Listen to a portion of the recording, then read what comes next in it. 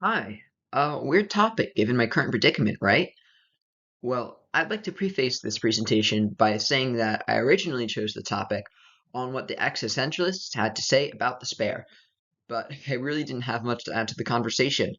The existentialists are right. Despair is, in fact, when you lose something that you've been relying on your whole life. And yeah, that's about that. Uh, all right, now I say we move on to something just as depressing, but a little less personal and a little more right for pulling apart. Let's try to answer the question, what did Mozi have to say about the Russo-Ukrainian War? So, Mozi says that one of the ways you can sort actions, and consequently the people who perform them, is to put them all into two groups, partial and impartial. These correspond roughly to our general feelings of good and bad, respectively, but there's more to it than that. Partial actions are actions that specifically come from a place of hatred or a desire to steal. Killing someone, for example, is considered a partial action because you are essentially stealing someone's ability to live. Now, let's apply Mosey's theory to modern day. On February 24th, at around 3:40 in the morning, the country of Russia sent its first wave of men and missiles to invade its neighbor, Ukraine. With that, a great state attacked a small one, and we can sort the Russian state pretty clearly into the partial camp. As you can imagine, though, the Russian state, or really at this point, Putin, does not like this idea. And so he's doing everything he can to try to delude everyone, including himself, into thinking that we should label Ukraine as partial and Russia as impartial, not the other way around. Putin has a few arguments for this, and frankly, all of them are bad. The first is the we attacked in defense excuse, which history does not tend to favor this argument in general. Did you know that this was the justification for every single aggressive war Rome waged?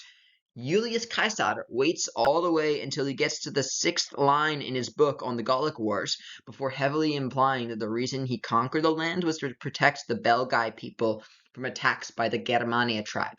Today, nobody sorts Rome's conquests into the impartial camp. Putin's other argument is, but Ukraine is a part of Russia. And I'll give it to him, this one stands up a little better than the first, because for a period of time, it was true. In the 1300s, there was no difference between the two countries, just the unified state of Kiev and Rus. However, the 1300s were 700 plus years ago, and since then, a lot has changed. For one, Russia and Ukraine are different things now. Just ask any Ukrainian. The truth is, Putin wants Ukraine to be Russia, and I think that his argument serves less of an informational purpose and more of a propagandistic purpose. If Putin can repeat this line on the news enough time, people might consider it worth arguing over. This strategy synergizes with another one Putin and his followers commonly use, which I call the debate room as a soapbox. It involves solely using your time in a debate to make your argument look good by pandering to the audience and the opponent look bad by using thought terminating cliches instead of actually engaging with the debate. Debate room as a soapbox is a very useful strategy to get your ideas to a susceptible audience, whether your ideas are true or not. Consequently, arguments designed to initiate this strategy are not worth debating. All right, so Mozi would say that Putin is partial. Now what? Well, don't support the people who benefit from his war. These people have a vested economic interest in a greater number of corpses. Also, don't vote in war hawks who other people in order to ensure their donors' profits. Finally, don't be a fascist. Remember how the debate room as a soapbox strategy can get ideas into your head even if those ideas are wrong? Well, fascists love it for that. And that's what the ideology that uses this method is, fascism.